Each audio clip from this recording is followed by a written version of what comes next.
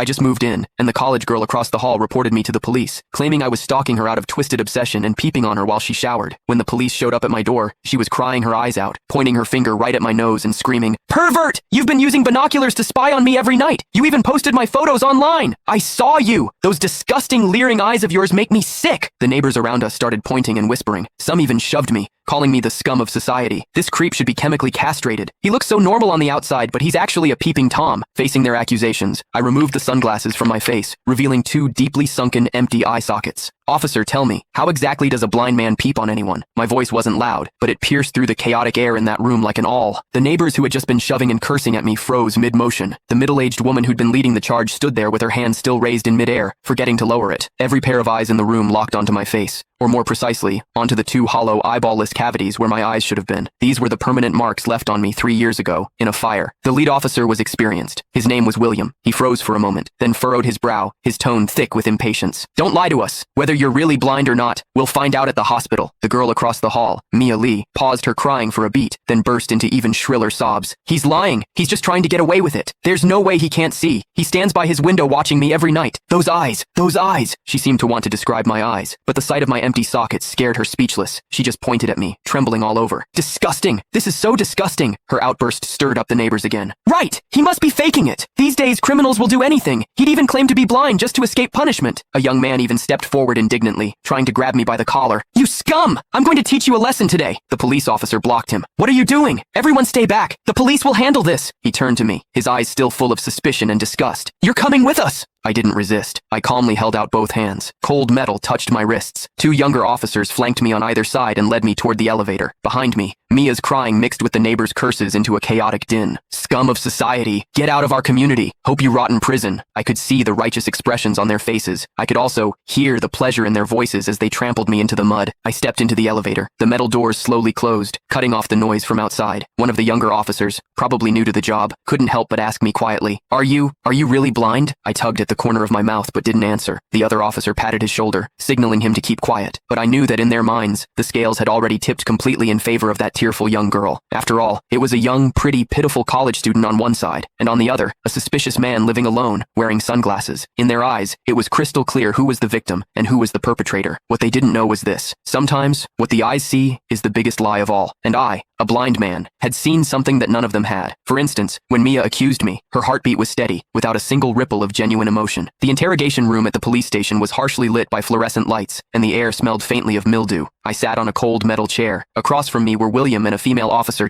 Click the link in my bio to get the full story for free.